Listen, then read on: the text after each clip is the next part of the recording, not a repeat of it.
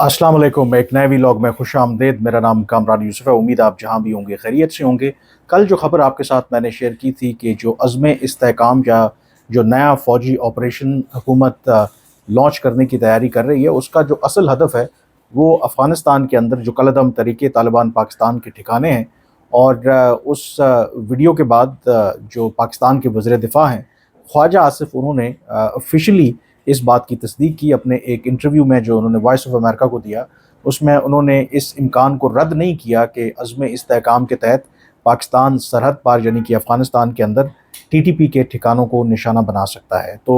वो सरकारी सतह पर उन्होंने इस बात की तस्दीक की। लेकिन आज जो उसमें डेवलपमेंट हुई है वो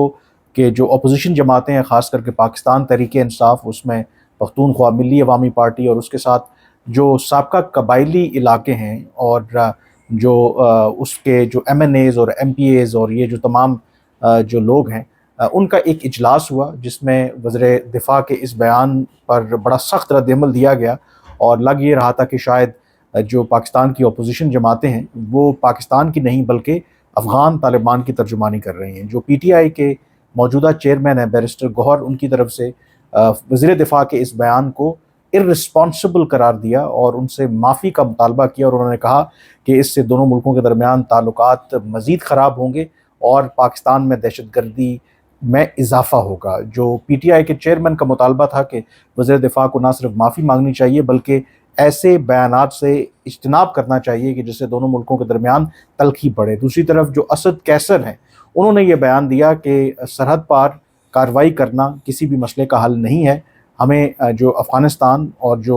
हमारे बिरादर मुल्क है उनके मुताबिक उनके साथ ये मसला बातचीत के ज़रिए हल करना चाहिए। और अगर पाकिस्तान सरहद पार कार्रवाई करेगा तो उससे पाकिस्तान की साइड पर भी और अफ़गानिस्तान की साइड पर मासूम जानों का ज़ियाँ होगा। तो क्लियरली जो पाकिस्तान तहरीक इंसाफ है, उन्होंने खुल कर जो पाकिस्तान जो भी अगर प्लानिंग कर रहा है मुस्तकबिल में कि सरहद पार TTP के ख़िलाफ़ कार्रवाई करनी चाहिए, उसकी उन्होंने मुखालफत कर दी है। और एक आप कह सकते हैं कि वो अफ़गान तालिबान की तर्जुमानी कर रहे हैं। इवन अफ़गान तालिबान की तरफ से अभी तक कोई इस तरह का जो रद्द-ए-अमल है वो भी सामने नहीं आया है। जो ख्वाजा आसिफ ने स्टेटमेंट दिया, शायद वो भी अगर स्टेटमेंट या रद्द-ए-अमल देंगे तो मेरा नहीं ख्याल कि वो भी इतना सख्त होगा जितना तहरीक इंसाफ ने ये मौक़िफ़ अपनाया है कि हमें सरहद पार TTP के ख़िलाफ़ कोई भी कार्रवाई नहीं करनी चाहिए। जिससे आई थिंक इन दावों को या बातों को तक़वियत मिलती है कि कहीं न कहीं जो अफ़गानिस्तान के हवाले से जो एक हमदर्दाना तालिबान के हवाले से PTI का एक रवैया रहा है। और अगर आप देखें जो बैरिस्टर सैफ तहरीक इंसाफ के एक अहम रहनुमा हैं, कुछ अर्सा पहले भी उन्होंने एक स्टेटमेंट दिया था जिसमें उन्होंने ये कहा था कि वो TTP के लोगों से राब्ते में हैं और आम तौर पर जब फ़ौज को कोई पैगाम पहुँचाना होता है TTP ने, तो वो उन्हीं के ज़रिए पैगामात पहुँचाते हैं। उसकी एक और वजह ये भी है कि अगर आप हालिया महीनों के अंदर वाक़यात देखें जो TTP के दहशतगर्दी के वाक़यात में इजाफ़ा हुआ है, तो बेशतर वो हमले KPK के अंदर हुए हैं। और ये ख़बरें भी आती रहीं कि TTP कई जो PTI के प्रोविंशियल अराकीन हैं वो रेगुलरली भत्ता भी देते हैं TTP के लोगों को ताकि वो महफूज रहें। तो ये जो मौक़िफ़ है PTI का, ये इसलिए समझ से बालातर है क्योंकि वो ये कह रहे हैं कि इससे दोनों मुल्कों के दरमियान ताल्लुकात ख़राब होंगे, जो अफ़गानिस्तान की हुकूमत है वो प्रोवोक होगी।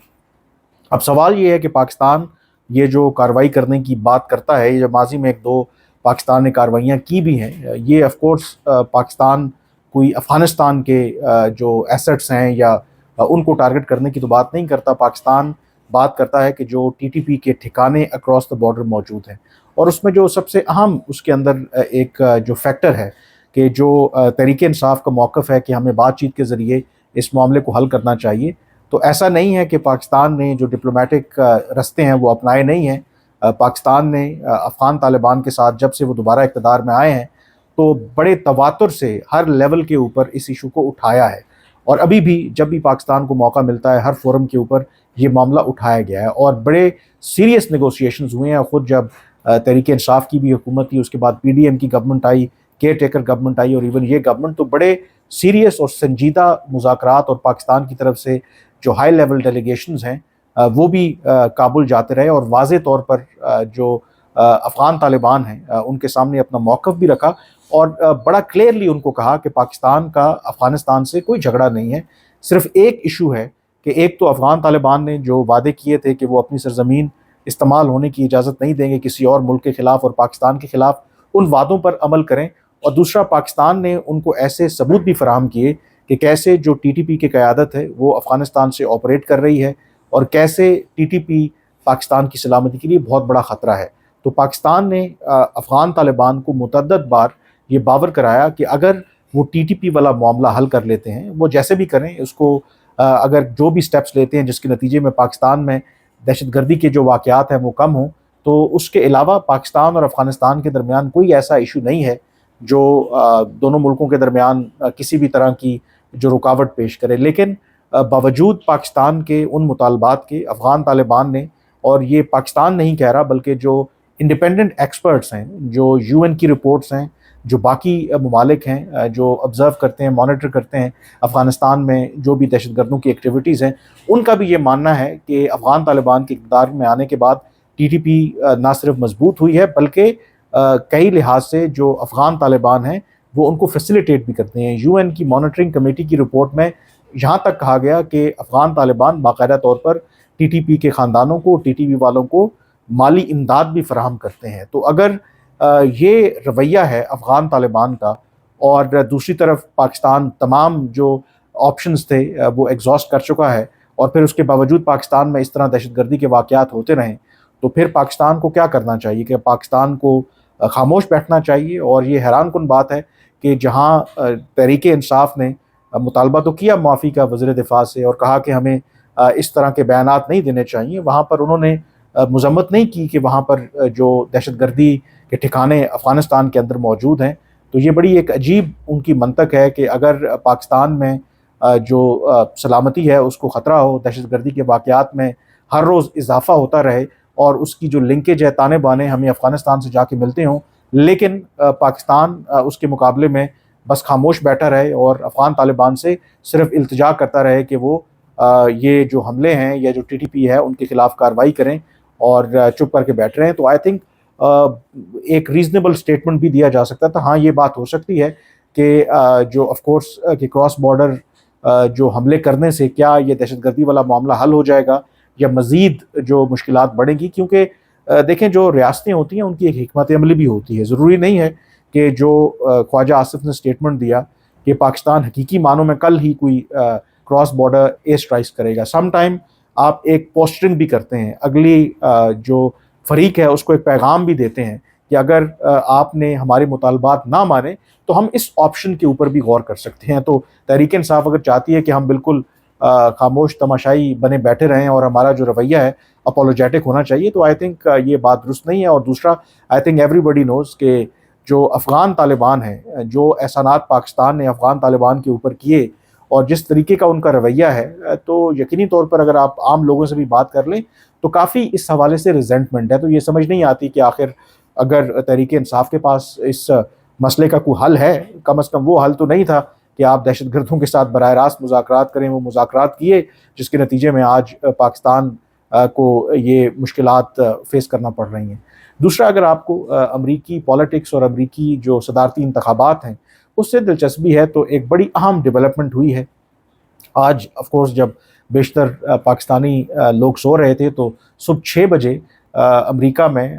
ڈیبیٹ ہوئی، پاکستانی وقت کے مطابق صبح 6 بجے، جو موجودہ امریکہ کے صدر ہیں جو بائیڈن اور ان کے مقابلے میں جو الیکشن لڑ رہے ہیں ریپبلکن کے امیدوار سابق صدر ڈونلڈ ٹرمپ کے درمیان۔ اور یہ جو ڈیبیٹ ہے، عام طور پر ان جو صدارتی مباحثے ہیں ان کا آغاز کلوز ٹو جو الیکشنز ہوتے ہیں نومبر کے اندر، 5 نومبر کو اس سال صدارتی انتخابات ہونے ہیں، لیکن یہ جو موجودہ صدر ہیں بائیڈن، انہوں نے چیلنج کیا تھا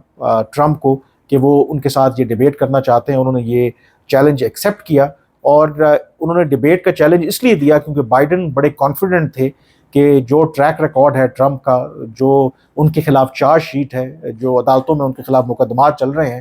تو وہ کلیئرلی وہ امریکہ کو ٹائملی یہ پیغام دے دیں گے امریکی عوام کو کہ وائی جو ٹرمپ ہیں وہ فٹ نہیں ہیں to become or to be reelected as next president of the United States. لیکن جو ڈبیٹ ہوئی، ڈبیٹ کے پہلے 5 منٹ کے اندر ہی آپ کہہ سکتے ہیں، اور اب تو جو امریکی میڈیا ہے جو مانیٹر کرتے ہیں وہ کہتے ہیں کہ یہ سب سے بدترین پرفارمنس تھی کسی بھی صدارتی امیدوار کی، جو بھی جب سے یہ جو صدارتی مباحثوں کا آغاز ہوا۔ اور اب بات یہاں تک پہنچ گئی ہے، کیونکہ اس میں جو سب سے امپورٹنٹ بات کہ اس مباحثے سے پہلے ہی، کیونکہ اس وقت 81 سال عمر ہے موجودہ جو صدر ہیں بائیڈن، ان کی یہ سوالات اٹھائے جا رہے تھے، اور کئی ایسے واقعات بھی آپ نے بھی دیکھے ہوں گے جس میں شاید یہ لگتا تھا کہ بائیڈن جو ہیں وہ مکمل طور پر فٹ نہیں ہیں، وہ ذہنی طور پر بھی، اور اکثر کئی جو پبلک ایونٹس کے اندر جو ان کا کنڈکٹ تھا، شاید یہ لگتا تھا کہ جو عمر ہے وہ اب ریفلیکٹ ہوتی ہے شاید بڑھاپے کی وجہ سے، بہت سی چیزیں انہیں یاد بھی نہیں رہتی۔ تو اس ڈبیٹ کے اندر بھی ایک تو یہی کہا گیا کہ ان کی ایک آواز جو ایک ہیسیٹیشن، کئی جملے وہ مکمل نہیں کر پا رہے تھے، اس کے علاوہ بے ربط کئی وہ جو باتیں کر رہے تھے، اور